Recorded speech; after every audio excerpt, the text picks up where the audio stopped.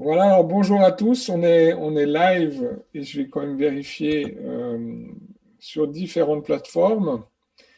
Merci déjà à Marie, Isabelle, Grégory pour leur présence, pour cette première, dans un certain sens, où aujourd'hui on va parler de la façon de partager ses idées ou des meilleures façons et surtout des trucs et astuces. Et l'idée, c'est vraiment de partager entre nous un peu comme un mastermind. Je ne sais pas si vous avez déjà entendu parler, alors je pense que les gens présents, oui, mais les gens qui nous écoutent peut-être pas, de la force des masterminds où justement on a ensemble, à plusieurs cerveaux, on va dire, plus de force et plus de réflexion possible. Oui. Alors, déjà, ben, je ne sais pas si vous voulez vous présenter. On va commencer peut-être par Marie. Euh, qui es-tu? Que fais-tu? Où es-tu? Où Alors, es-tu? bonsoir à tous. Heureuse de faire ce live avec vous. Et en fait, c'est cette première conférence interactive pour à la fois créer du lien pour l'école HNES que j'ai créée voici plusieurs années à Yverdon-les-Bains.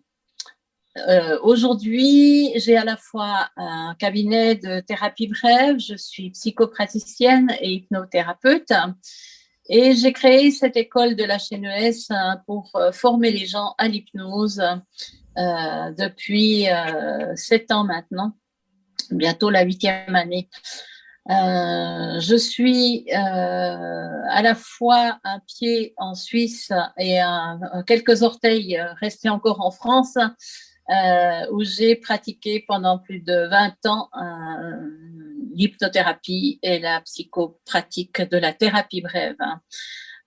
Aujourd'hui, je me suis fait un grand plaisir de m'associer avec Patrick de Cepibus, ici présent, et qui a pris l'initiative d'organiser cette soirée, et Grégory Lambert et Isabelle Pernet. Je suis très, très heureuse de vous rejoindre ce soir et de partager avec vous mes idées pour faire passer les idées. Je passe la main. Superbe, merci beaucoup. Alors, Marie. Isabelle, je te laisse te Alors, bonsoir à présenter. tous. Oui, je suis aussi très heureuse de découvrir cette nouvelle façon de faire passer mon message. Professionnellement, je suis assistante de direction. Dans le cadre de mes cours de développement personnel, j'ai découvert la PNL et l'hypnothérapie, pour laquelle j'ai fait un master. J'ai maintenant un cabinet à Payerne et je me réjouis de pouvoir commencer à travailler et enseigner dans le cadre de la HNES avec Patrick, Grégory et Marie. Nous aussi, Isabelle. Oui. Merci Isabelle, superbe, Merci. oui. Et alors, Grégory, Bonsoir à tous. Je me présente, Grégory Lambert. Je suis issu d'un métier d'aide à autrui que je ne commenterai pas forcément ici, que je commenterai peut-être à d'autres moments avec les participants qu'on pourra rencontrer à futur. Ça fait maintenant 7 ans que je fais de l'hypnothérapie. Je me suis d'abord formé simplement en tant que praticien. Après, j'ai pu accompagner des cours pour obtenir le titre d'hypnothérapeute. J'ai un cabinet à Yverdon-les-Bains, Hypnothérapie Yverdon, et je suis heureux de rejoindre l'équipe HNES pour pouvoir apporter mes connaissances, mais surtout aussi pouvoir donner la force à autrui d'apprendre et d'échanger ce soir avec vous aussi sur les manières les plus faciles de communiquer. Donc voilà. Merci, Greg. merci. Et moi-même, Patrick de Cepibus, et j'ai eu le plaisir, sur l'invitation de Marie Millet, de rejoindre cette équipe et de lancer une nouvelle dynamique dans cette école. Plus de 12 ans d'expérience dans le développement personnel, en ayant travaillé directement avec, suivi les enseignements de Tony Robbins et d'autres personnes qui sont des grands noms, en tout cas aux États-Unis, dans le domaine principalement de la PNL, très peu au niveau hypnose à mon niveau, quoique j'ai quand même suivi quelques petites formations, enfin, pas petites en fait, hein, on va voir sur les mots. Et donc très heureux de partager ici mes idées et mes connaissances sur, entre autres, comment faire passer ces idées. Alors, première question, Marie, pour toi, quelle est la chose la plus importante à faire quand on veut faire passer ses idées? Alors, déjà, dans le débat, j'aime bien l'idée de faire passer les idées et non pas ses idées. Je m'explique. Pour moi, faire passer une idée, c'est vraiment être attentif aux besoins de l'autre aussi. C'est effectivement transmettre quelque chose, probablement, mais en raison de quoi? Et là, c'est tout le pouvoir d'une idée à faire passer, c'est qu'il doit y avoir de très bonnes raisons pour cela.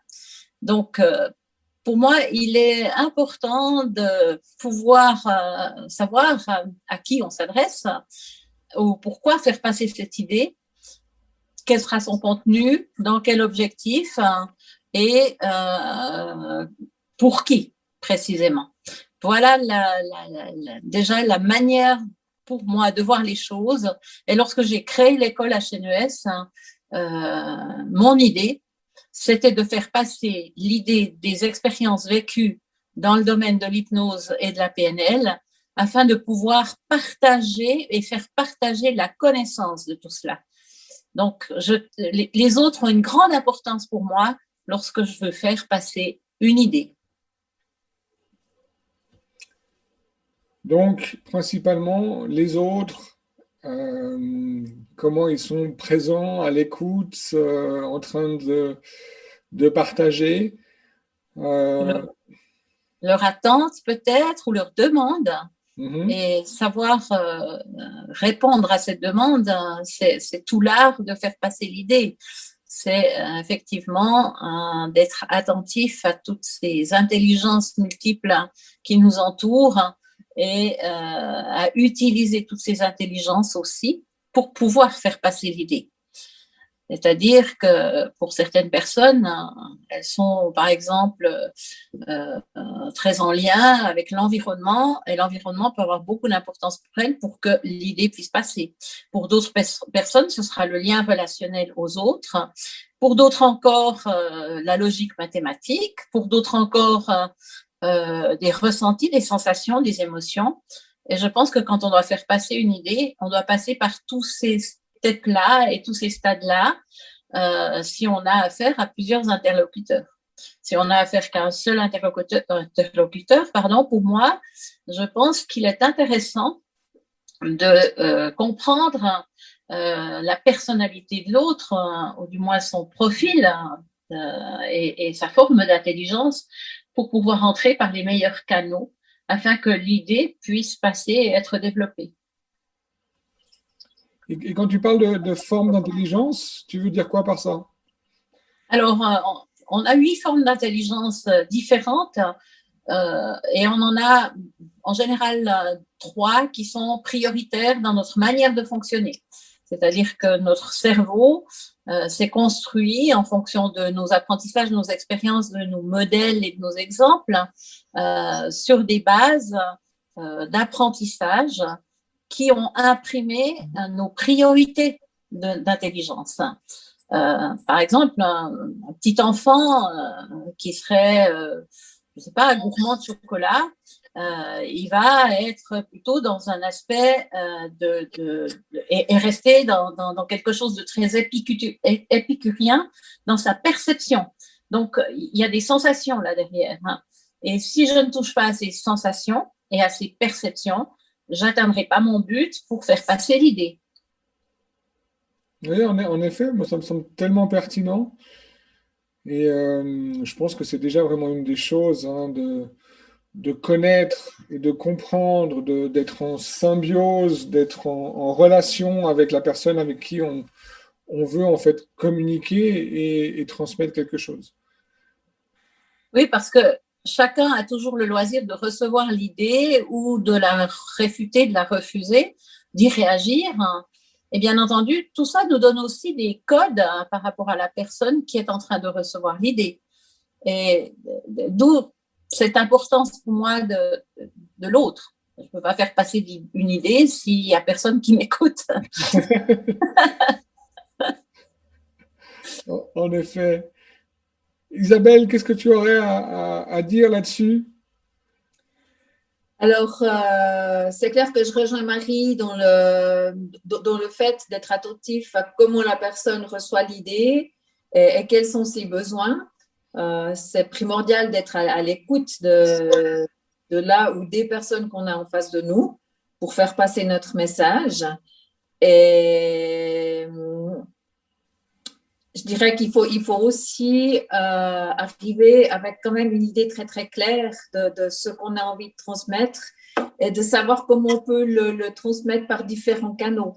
D'avoir quand même déjà certaines idées pour pouvoir transmettre notre message à une personne plutôt, comme disait Marie, orientée chiffres ou orientée intuition, connexion avec la nature ou les autres. Donc ça, c'est vrai que pour moi, c'est la base d'une bonne façon d'arriver à faire passer les idées qu'on a envie de transmettre. Donc, en un mot, on pourrait dire connaître son audience.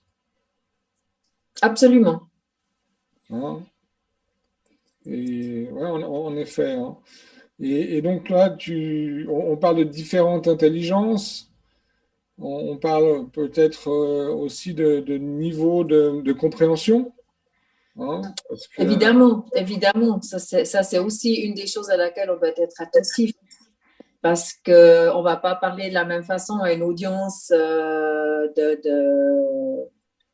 je vais dire, par exemple, d'enfants ou de jeunes adultes et à une audience de personnes du troisième âge ou de cet ordre-là.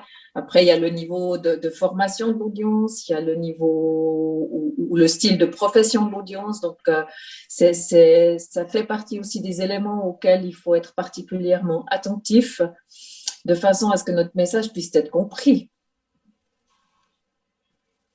Oui, alors, en effet, hein, parce que si les gens ne comprennent pas, c'est clair qu'on n'arrivera même pas à passer une idée. Hein, mais il y a déjà ce côté vraiment, et je pense que c'est extrêmement important, de connexion et de compréhension du monde de l'autre. Hein.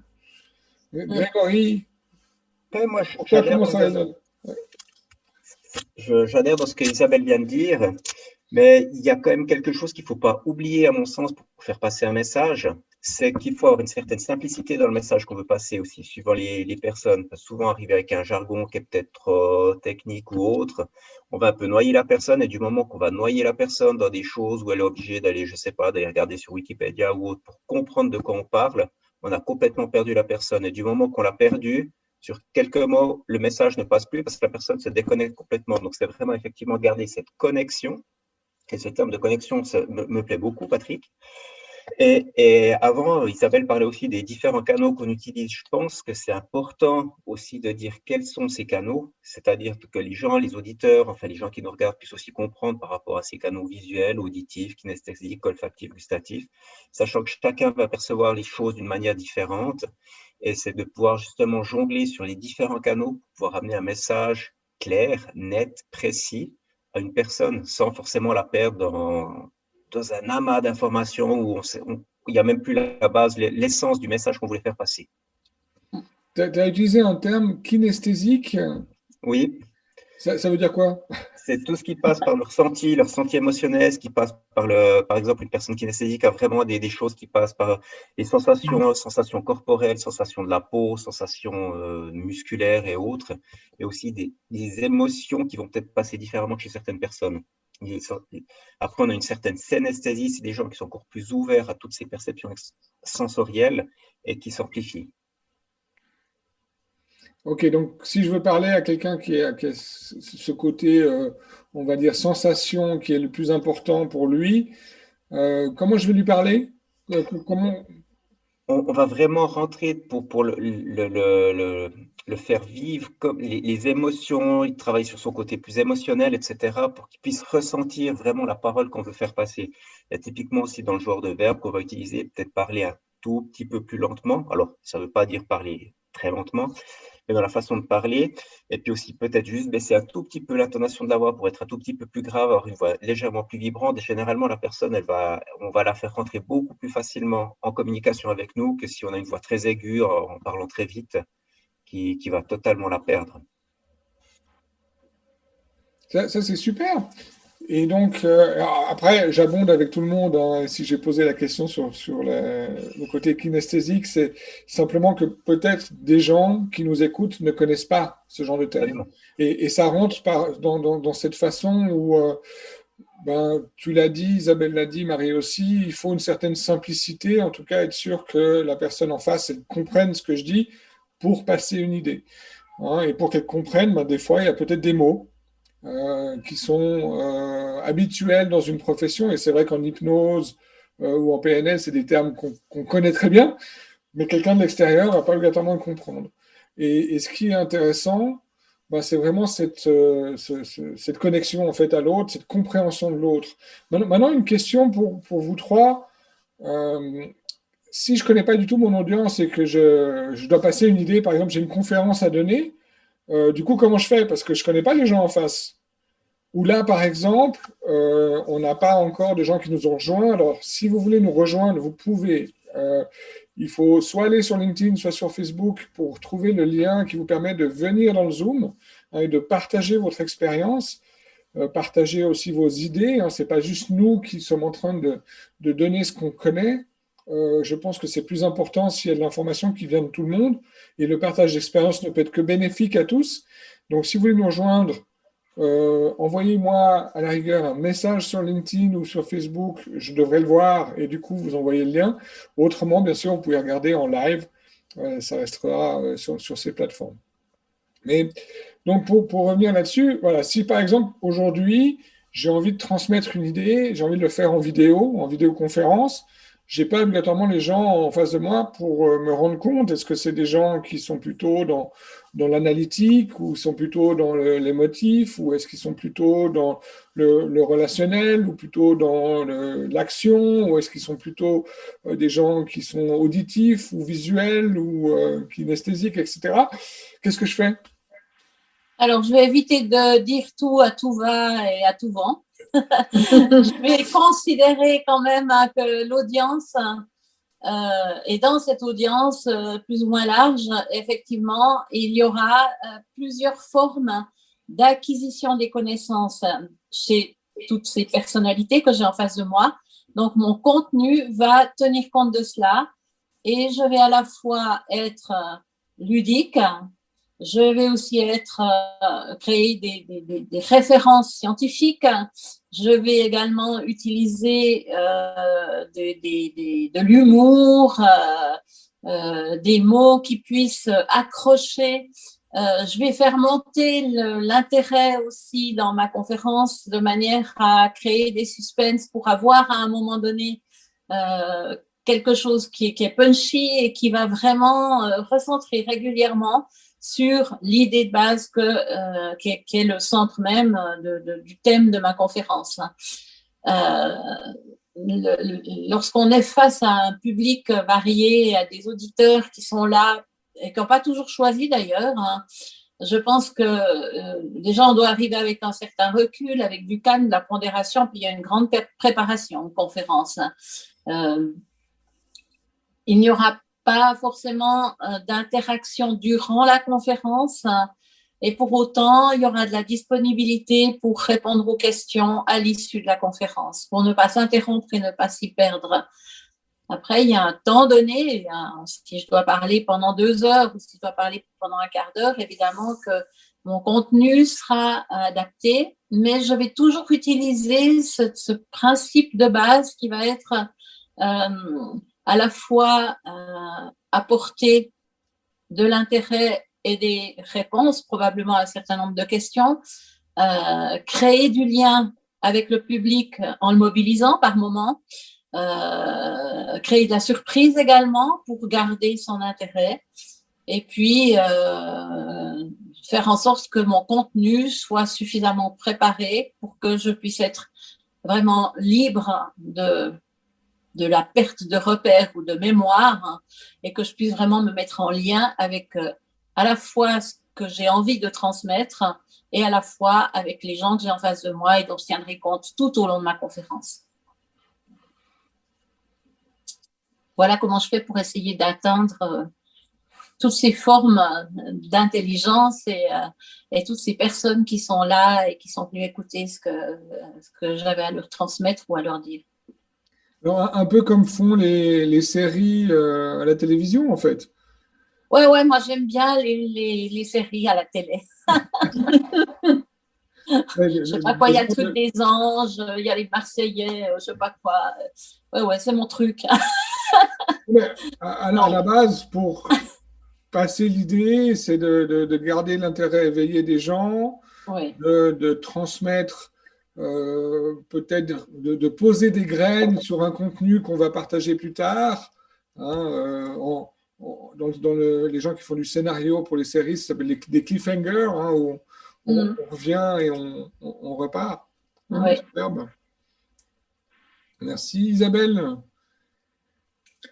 Alors, ce que rajouter à ce que Marie vient de dire, parce que c'est vrai que c'est la base pour s'adresser à une audience, je dirais qu'il faut, comment je vais exprimer ça,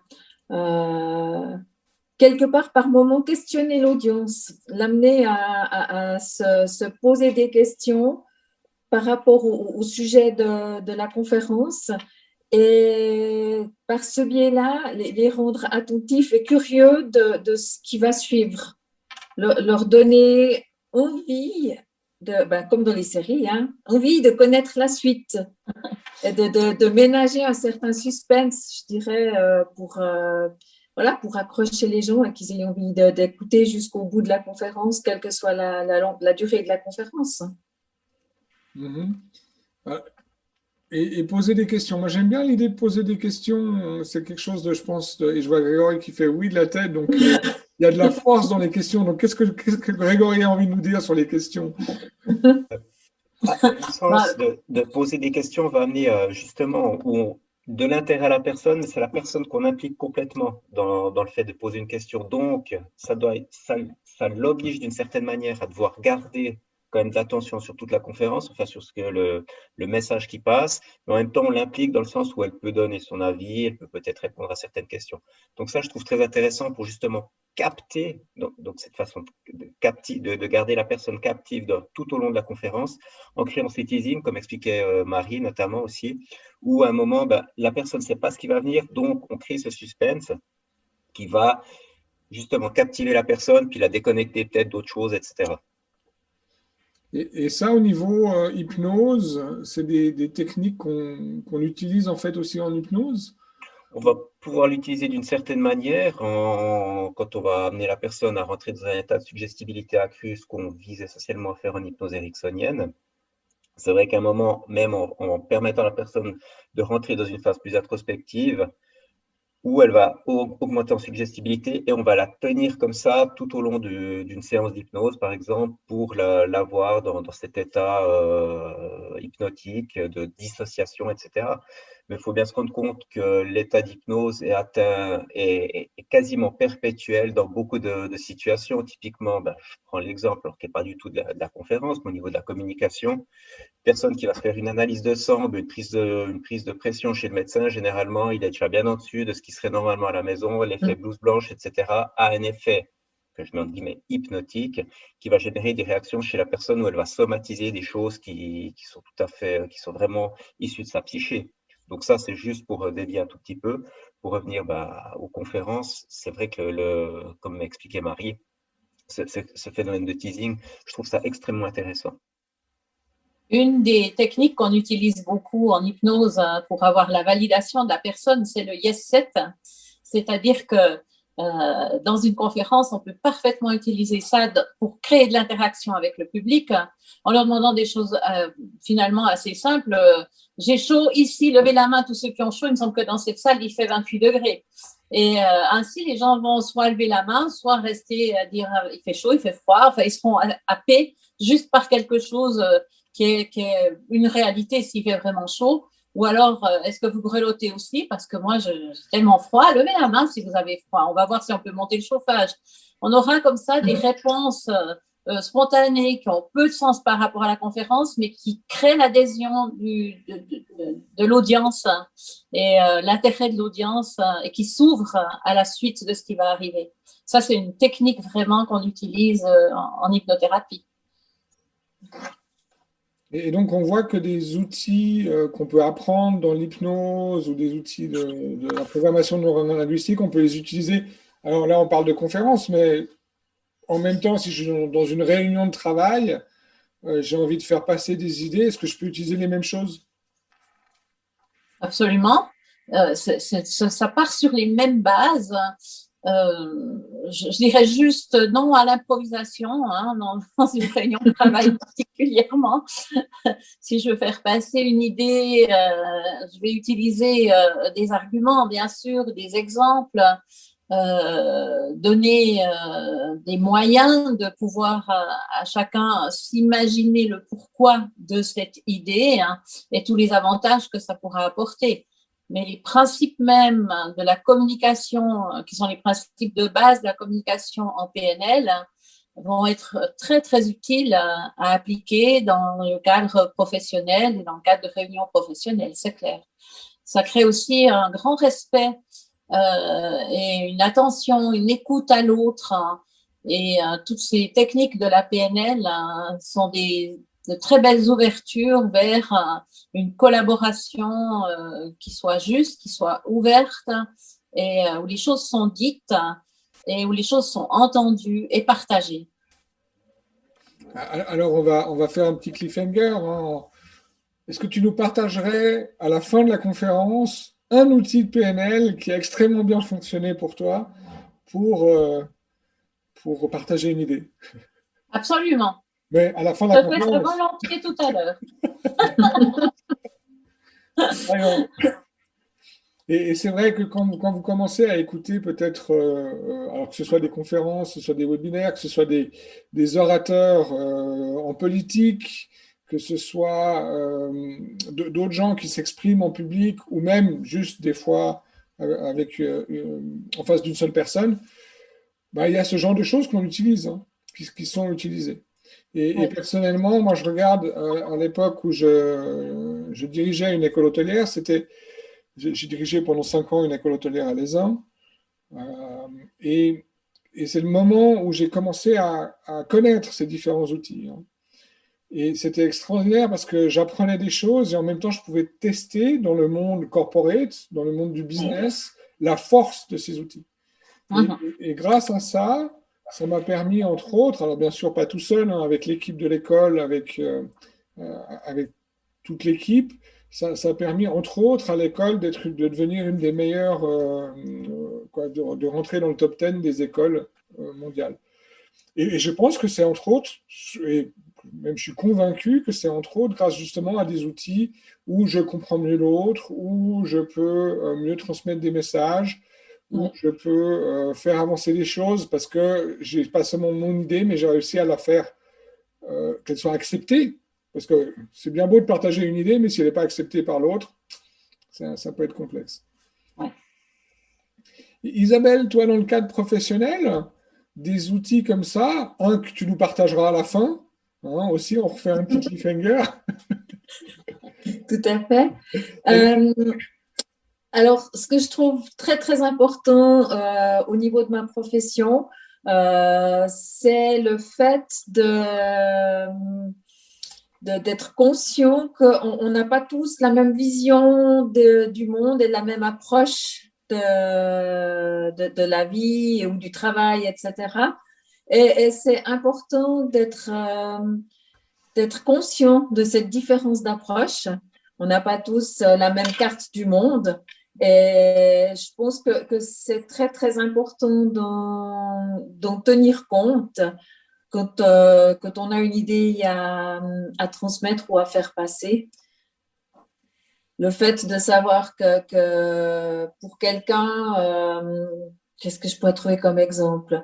On va revenir à la relation à la nature. Pour une personne, ce sera très, très important de rester très écologique au sens nature du terme. Une autre personne sera moins sensible à ces aspects-là, mais sera plus sensible au bien-être de la personne qui est à côté d'elle, enfin, etc. Donc, il faut vraiment pouvoir adapter son discours et la façon de faire passer son idée à la sensibilité aussi de la personne qu'on a en face de nous. Moi, j'aurais envie de soulever une question aussi, c'est comment est-ce qu'on peut faire pour débusquer les contestations, y faire face, y répondre. C'est-à-dire que dans une idée, on peut chercher à faire bonne impression ou à faire passer ça au forceps, et c'est vraiment pas forcément la bonne stratégie. Non. Donc, il y a probablement dans une audience des gens qui ne sont pas tout à fait d'accord. Et tu parlais de l'écologie, Isabelle, et d'une personne qui a dans son modèle du monde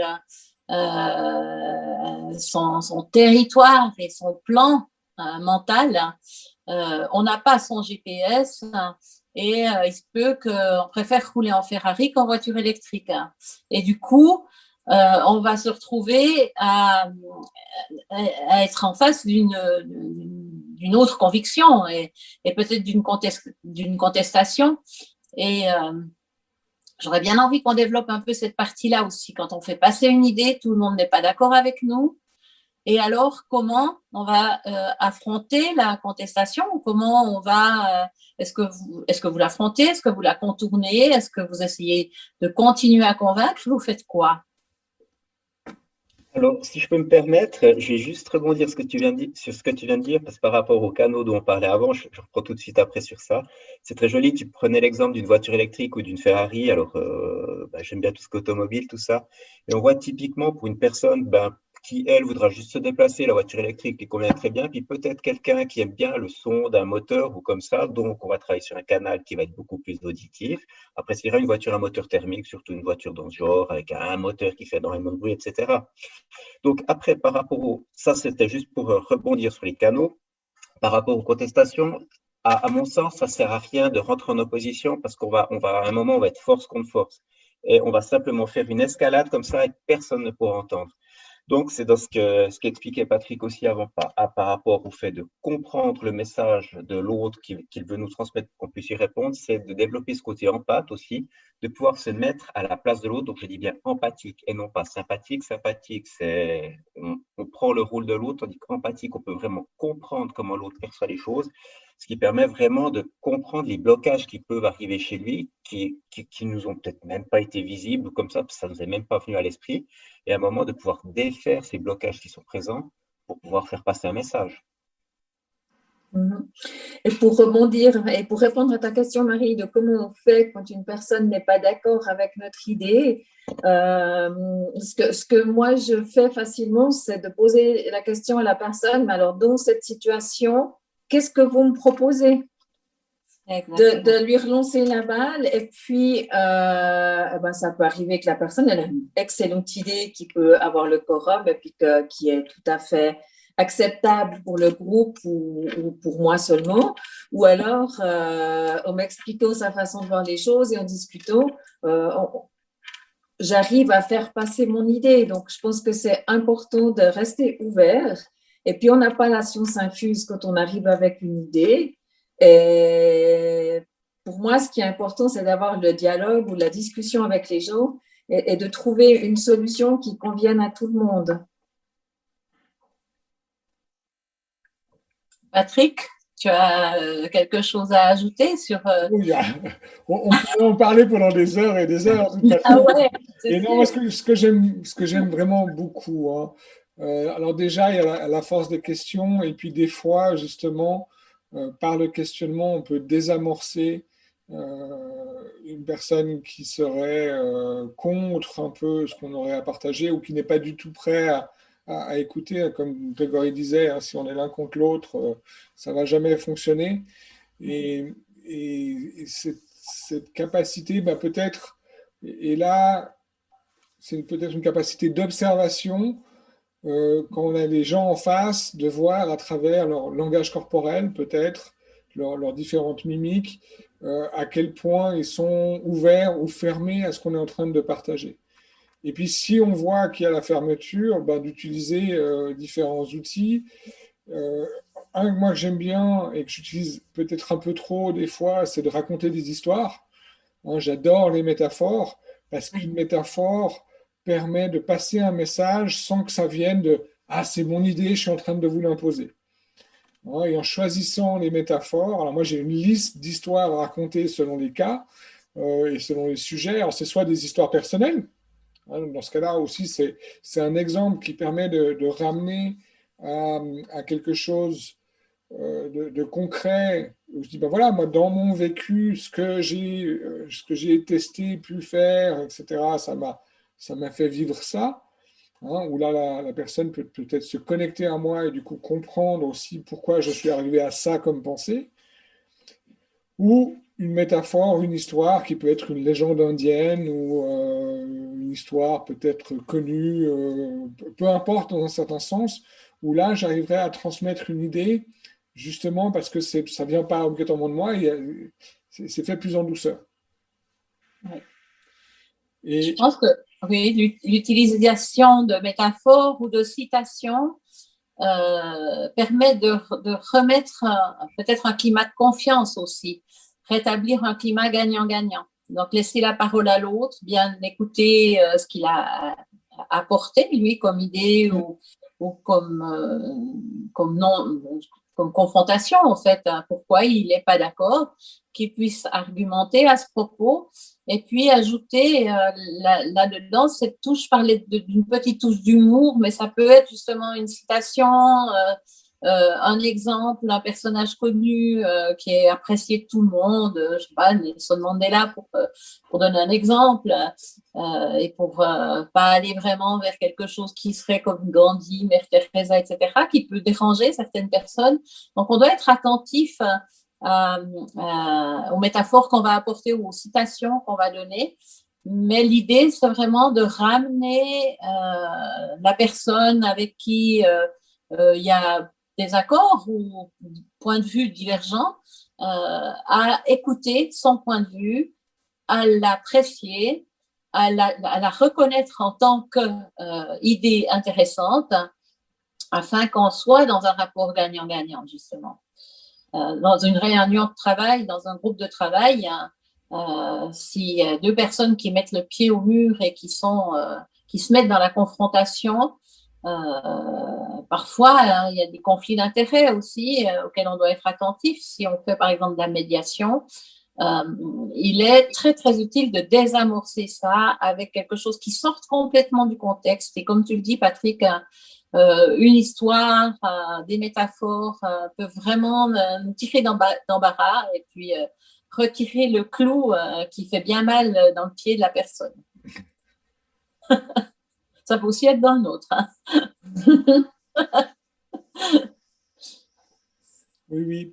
Et puis, comme Isabelle disait aussi tout à l'heure, de poser des questions, hein, donc d'utiliser les questions. Et moi, souvent en conférence, plus en conférence, et ça m'est arrivé, je donnais une conférence pour Pôle emploi sur les différents types de personnalités, en fait, surtout pour comprendre alors c'était pour les gens qui étaient intéressés à travailler en Suisse, par exemple, et de comprendre que les Français, par exemple, ne fonctionnent pas la même chose que les Suisses, qui d'ailleurs ne fonctionnent pas la même chose que les Belges, qui ne fonctionnent pas la même chose que les Canadiens. Et c'était marrant parce qu'il y avait environ 200 personnes dans la salle, et moi, le message que je voulais faire passer, principalement, c'est cette compréhension qu'on est différent. Hein. Cette compréhension qu'on est différent et que si j'ai envie, par exemple, de travailler en Suisse, je dois commencer à comprendre comment fonctionne un Suisse, comment fonctionner les ressources humaines en Suisse, Comment est-ce que si je les appelle d'une façon frontale, est-ce qu'ils vont aimer ça ou pas? Alors, peut-être certains oui, mais généralement en Suisse, on ne va pas trop aimer. Ça va faire... hein? Donc, et j'ai partagé déjà quelques idées pendant les 10 premières minutes de conférence. Et ce que j'ai fait après, c'est simplement demander combien d'entre vous, à force des questions, hein, combien d'entre vous ici ont déjà travaillé en Suisse? Et je ne sais plus, plus ou moins 10%, peut-être 20% de la salle a levé la main. Et ce que j'ai fait après, j'ai demandé, OK, alors on va vous mettre par groupe de 4.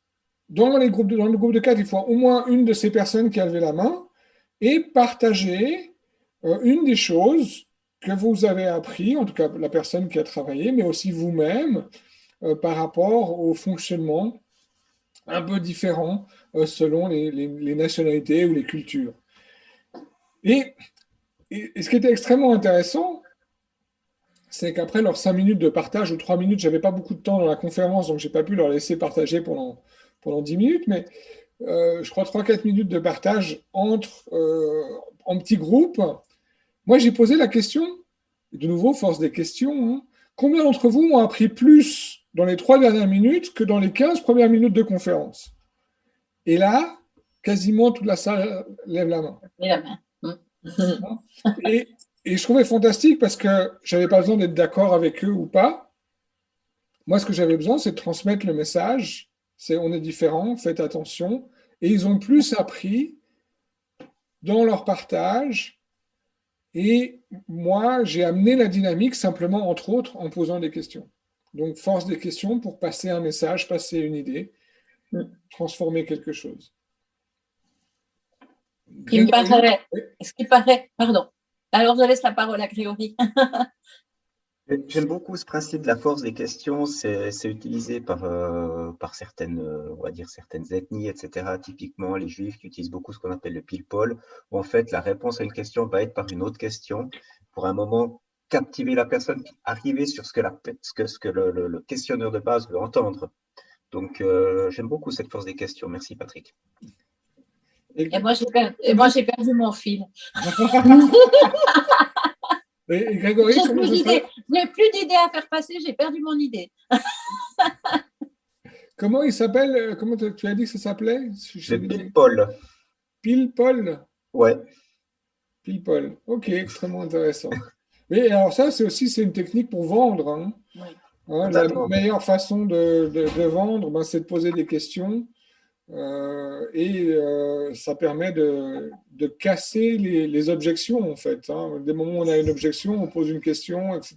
Et on descend le plus possible. Donc, c'est des outils aussi très, très forts pour les gens qui nous écoutent. Si vous avez un business, si vous avez besoin de vendre quelque chose, apprenez ou réapprenez à poser des questions. Et ça, c'est des choses en PNL qui sont extrêmement puissantes, entre autres. Hein. Ben, on le voit typiquement dans le domaine du marketing automobile, etc., qu'il y a des cours qui sont donnés où on donne des techniques de vente à des gens, on ne leur explique pas justement qu'elles sont issues de la PNL, que différents outils de communication sont utilisés, on leur donne une technique, malheureusement ou heureusement, je ne sais pas, sans leur expliquer le pourquoi du comment.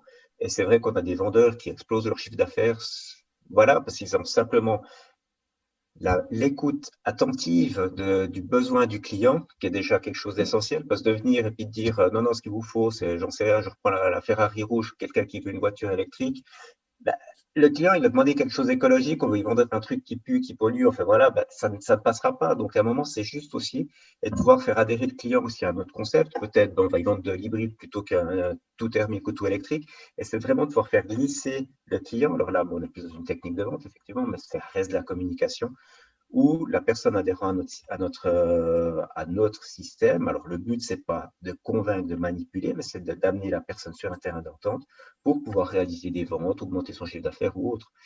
Et je rebondis juste encore sur la technique des métaphores, qui est quelque chose qui est extrêmement utilisé en hypnose.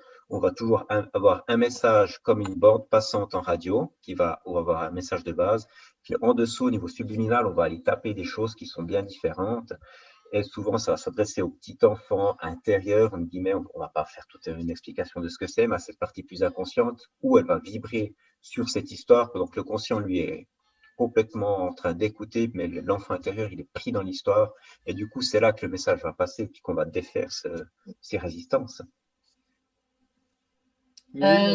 J'ai retrouvé mon idée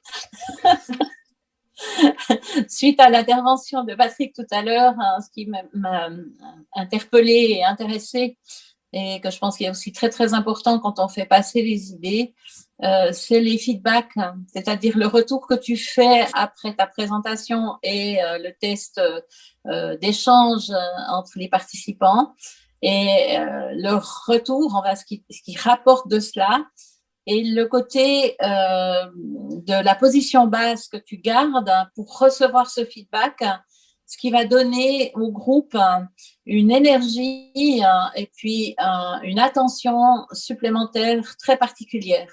Et cette technique que tu as appliquée là, Patrick, elle est vraiment à souligner parce que ton message est tellement bien passé qu'ils ont pu prouver que tu avais raison en fait. Et ça, je trouve très, très, très finaux et très intelligent d'avoir utilisé ce moyen de la participation ou de l'action participative, ce qu'on fait beaucoup aussi chez HNS, puisque dans chaque apprentissage et chaque niveau d'apprentissage de la PNL, nos étudiants se mettent toujours en situation d'être à la fois l'accompagnant ou le coach, à la fois le client, et à la fois celui qui va faire le feedback. Et c'est en vivant les choses de cette façon-là qu'elles sont les mieux intégrées. Et c'est la même chose quand on a à faire passer une idée. C'est vraiment que les gens puissent intégrer l'idée dans leurs muscles en la testant. Oui, et ça, c'est vraiment aussi un des meilleurs apprentissages, hein, c'est de pouvoir pratiquer. Et on n'a pas besoin d'être kinesthésique obligatoirement pour que ça rentre aussi bien comme ça. Alors, certaines personnes, peut-être, c'est peut-être pas leur meilleure façon d'apprendre, mais en effet, hein, de mettre la main à la pâte, de passer à l'action, est extrêmement important. Ouais. Et Grégory, merci hein, pour ce côté, la force des histoires et comment ça fonctionne dans le cerveau. Et ça me fait penser que pendant des milliers d'années, tous les enseignements, ça se passait comment? Ça se passait au coin du feu, où il y avait le sage du village hein, qui racontait une histoire. Et tout le monde écoutait. Il y avait autant l'enfant qui était encore même dans les bras de sa maman, peut-être en train de téter, que l'adolescent, que le jeune homme ou la jeune femme, que les personnes plus âgées. Et chacun avait sa propre compréhension de l'histoire. Et même si l'histoire était peut-être horrible de certaines façons, bah, chacun avait aussi sa propre capacité à comprendre certaines parties ou pas. Et c'est ce qui faisait que ces enseignements étaient efficaces. Hein. Donc j'aime bien, et c'est vrai que ça nous parle à différents niveaux, quoi. Vraiment, ça c'est extrêmement intéressant. Oui, on a ça dans une forme de mémoire archaïque hein, qui reste là et qui est très présente dans tous nos systèmes d'apprentissage. Tu parlais de ce qui se passe dans le cerveau. Nos connexions neuronales vont vraiment imprimer et s'imprégner des informations ou des idées dans la mesure où on peut y adhérer, dans la mesure où elle va intéresser et dans la mesure où on pourrait l'adopter pour soi aussi. C'est être concerné au plus profond de soi qui nous permet d'adopter une idée ou de croire en quelque chose. On parlait des apprentissages ou même de l'hypnose tout à l'heure. Apprendre l'hypnose, si je me dis que ça marche pas, je vais mettre un certain temps quand même à pouvoir acquérir la connaissance parce que je vais émettre certaines résistances. Mais c'est vrai dans tous les domaines de la communication, ces résistances existent effectivement. Et l'idée de faire passer une idée, c'est de pouvoir non pas la contourner, mais la faire vivre pleinement aux personnes qui sont en train d'acquérir cette idée ou de l'écouter ou de s'en servir pour la suite. Et c'est de donner des moyens. Je parlais de la démonstration que tu as faite, c'est vraiment si tu me fais bouger et si tu me fais aller discuter avec les autres et si tu crées de l'interaction dans la salle, c'est la même chose pour des conférences, il va y avoir immédiatement quelque chose qui se passera dans les sensations des gens. Je me souviens avoir fait une conférence à Paris il y a quelques années où j'avais utilisé, en fait, le thème de ma conférence, c'était comment est-ce qu'on peut passer d'un état plutôt dépressif ou déprimé à un état interne différent. Et j'ai fait distribuer à la pause un ballon bleu à chaque personne, un ballon simple, un ballon de baudruche qu'ils ont eu, à qui on a demandé mettez ce ballon dans vos poches ou dans votre sac et tout à l'heure, avec Marie, vous allez l'utiliser. Donc, il y avait comme un effet de suspension. Juste avant que je démarre ma conférence, ils ont reçu ce ballon bleu sans savoir à quoi il allait leur servir. Et la moitié de la conférence parlait de nos saboteurs mentaux, parlait d'expériences vécues, parlait aussi d'une petite fille. Alors là, il y a eu de l'interaction. J'ai demandé aux personnes de repenser à un souvenir d'enfance, etc. Et puis, ensuite, je leur ai dit qu'on pouvait changer. Mon ballon de pensée négative, hein, c'était un ballon noir avec une image de pirate dessus. Il était bien gonflé. Et j'avais fait un chignon, j'ai pris mon épingle à chignon et j'ai fait péter ce ballon parce que je voulais pas le garder. Et ils se sont dit, ah bon, ben, c'est pas ça le ballon, en fait. Et non, pour moi, mon ballon bleu, c'était mon océan Pacifique. Donc, j'ai créé une image, j'ai raconté une histoire, j'ai navigué sur l'océan Pacifique, j'ai raconté ça et je leur ai demandé de se créer leur espace, leur océan Pacifique dans leur ballon. Et je leur ai demandé de le gonfler avec moi. Moi, je mettais mon océan Pacifique et eux, ils ont mis leur espace de paix, de tranquillité, leur image, en fait. Et je les ai guidés dans un état de conscience modifié. Il y avait 250 personnes dans cette salle et ils étaient tous là en train de gonfler leur ballon. On les a noués. Et ensuite, à la fin de la conférence, j'ai demandé qu'on envoie tous ces ballons comme des images de bonheur et qu'on se les fasse passer dans la salle. Et c'était quelque chose qui était extrêmement, j'ai eu des retours extrêmement forts et puissants. C'est un jour où je passais un examen de conférencière et j'ai eu des retours des experts qui étaient extrêmement chaleureux pour moi. Et voilà, j'ai gardé cette idée du ballon et de bouger, de faire de l'interaction, d'offrir quelque chose à quelqu'un. Il y a des gens qui sont repartis avec leur ballon. J'ai eu des retours des gens qui m'ont écrit qu'ils n'avaient jamais oublié le ballon bleu, etc., etc. Donc, c'était intéressant. Et en effet, quand on fait passer une idée, on peut utiliser, alors tout dépend du contexte, évidemment, si je suis dans une réunion professionnelle au CHUV, ça va peut-être pas être indispensable que j'utilise mon ballon bleu, quoique ça va dépendre du contexte. Absolument. Voilà un exemple qui fait que vous pouvez observer combien vous avez été, je crois, attentif à mon histoire. Elle est réelle, hein. Je ne vous ai pas juste raconté pour vous balader, mais voilà une idée qui vous a plu, je crois. Oui, c'est chouette. Une chose là, alors moi je me permets de rebondir, hein, j'aime bien alors, tu viens de le rajouter, mais il n'y aurait pas besoin. Malheureusement, plein de gens n'en tiennent pas compte, elle est réelle. Hein, à quel point l'histoire que je raconte, il y a une vérité dedans. Oui. Que si je commence à inventer ou m'approprier des histoires d'autres personnes, ça je vois beaucoup trop d'ailleurs dans des conférences, Ah oui. qui s'approprient des choses qui sont soit connues depuis longtemps, utilisées par beaucoup de monde. Mais voilà, quand tu prends une histoire que tu as vécue, c'est déjà beaucoup plus facile. Et puis, du coup, elle est réelle et elle a beaucoup plus d'impact, quoi. Elle a une force beaucoup plus importante. On en est animé, alors que quand on raconte l'histoire de quelqu'un d'autre, elle ne nous habite pas. Donc, c'est important quand on fait passer une idée aussi d'être animé par cette idée. Ah, c'est l'anima, suivant. L'anima, mais oui, alors là, on va chercher dans la psychologie, bien sûr. L'anima, ça veut dire quoi, Grégory? Au niveau de la psychologie, c'est ce qui nous anime. Enfin, voilà. Après, on va pas faire tout un débat sur la psychologie, sur les approches jungiennes, freudiennes. Enfin, du moins pas ce soir, c'est pas forcément le thème. Mais ça fait partie de toutes ces approches psychanalytiques ou autres, dont sont issus les outils qu'on pratique au quotidien, je veux dire au niveau de la PNL, de l'hypnose, de toutes sortes d'autres états modifiés de conscience.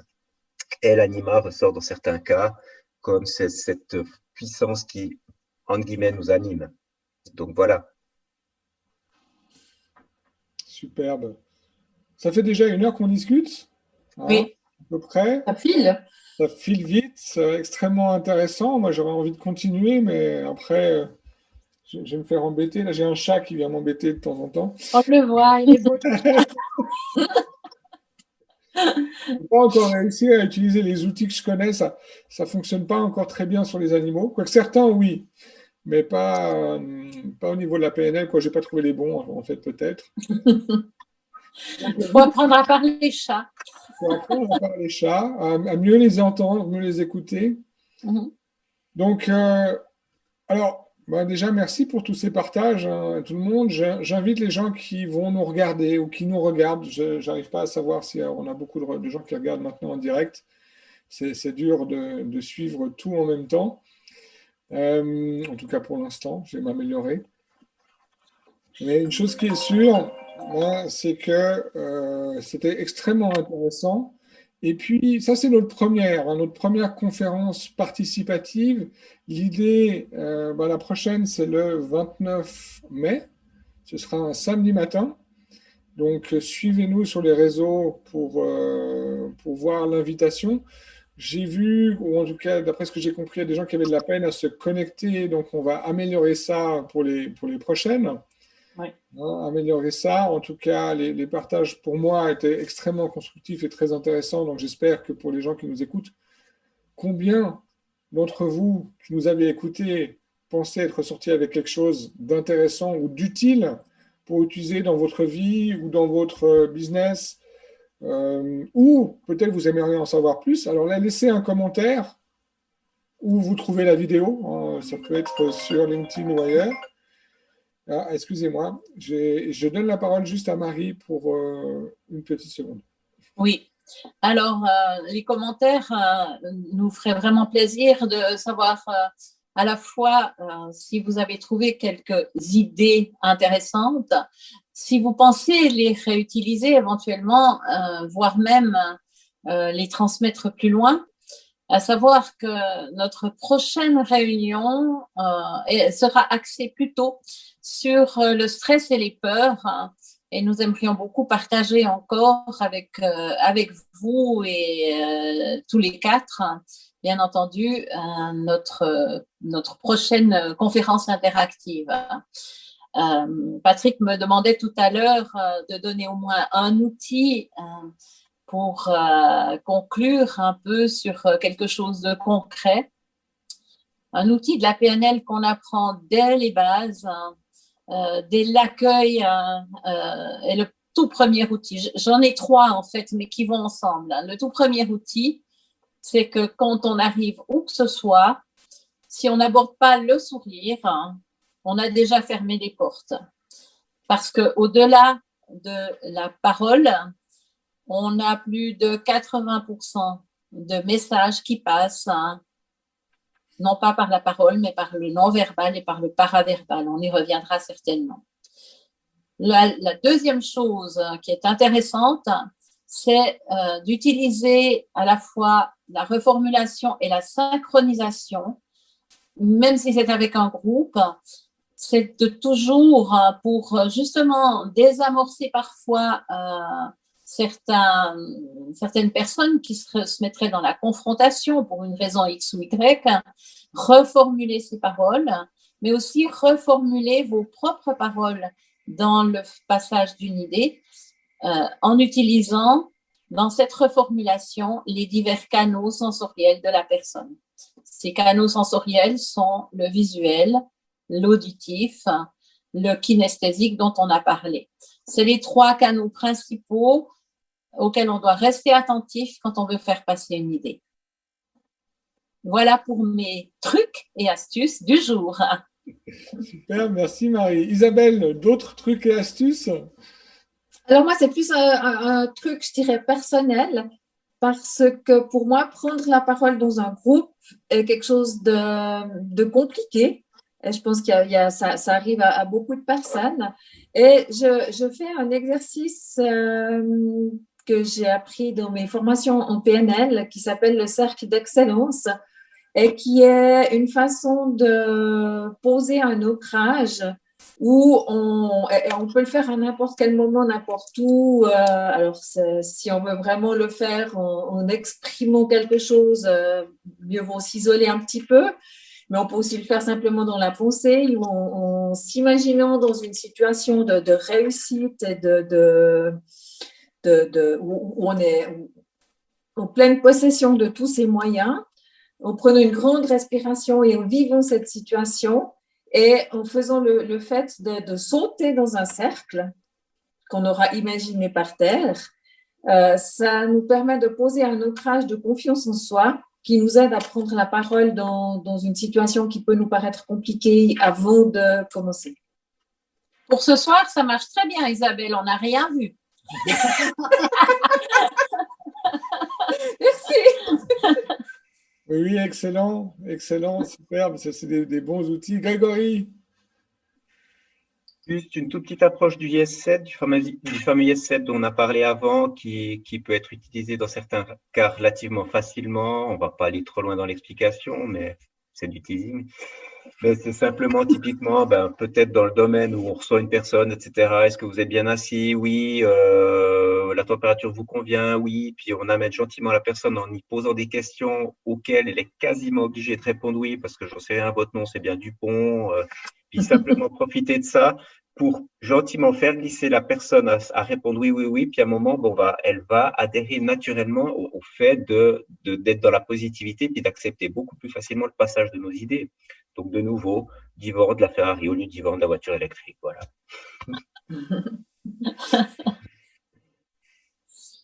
Alors, Patrick, on attend ta vision. Voilà, pardon. Ma vision, j'adore Grégory, de mettre la personne en condition, dans un certain sens, de l'amener vers le positif. Une des choses, c'est mon propre état émotionnel, déjà. Et si je veux faire passer une idée, j'ai intérêt, en tout cas, c'est ce que je pense, c'est ce que j'ai vécu jusqu'à maintenant, d'être moi-même extrêmement positif, d'être moi-même plein d'énergie, d'être moi-même bien. Donc, merci Isabelle pour l'ancrage, parce que ça, c'est aussi une chose que je pourrais utiliser. Et c'est extrêmement puissant, les ancrages. Mais voilà, c'est me mettre dans un bon état émotionnel pour faire passer mes idées à travers différents outils dont on reparlera avec grand plaisir. Donc, pour ceux qui nous écoutent, je vous invite à nous rejoindre samedi 29, ce sera le matin. Je ne sais plus l'heure, si c'est 8h30. 8h. 8h. Hein, rejoignez-nous à 8h un samedi matin. On va partager d'autres outils qui sont aussi utiles pour des thérapeutes que dans un business, que dans sa vie privée. Hein, des moments où c'est des outils qui sont en plus extrêmement efficaces. Et merci à tous. Mettez aussi en commentaire peut-être des choses qui vous intéresseraient de connaître. Hein, si vous, comme vous êtes... Oui, des sujets à traiter, que vous aimeriez que l'on puisse traiter ensemble, seraient aussi des bons plans pour nos prochaines interventions. Voilà. Et l'idée de ces interventions, pour l'instant, à voir comment, bien sûr, ça va évoluer. L'idée de ces interventions, c'est au minimum une fois par mois, un jeudi soir et une fois par mois, un samedi matin.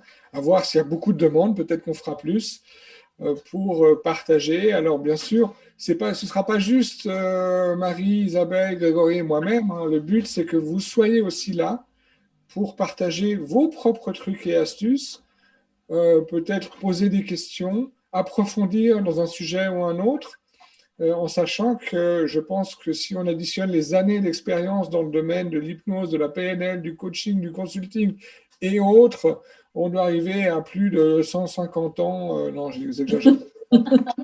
Mais en tout cas, tu peux rajouter mes années, puis ça fait le compte. Donc, profitez de cette expertise et amenez la vôtre aussi.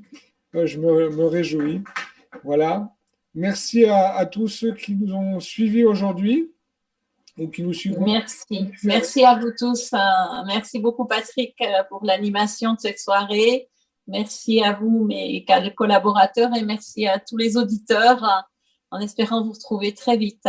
Et suivez-nous sur LinkedIn, sur Facebook et sur tous les réseaux sociaux.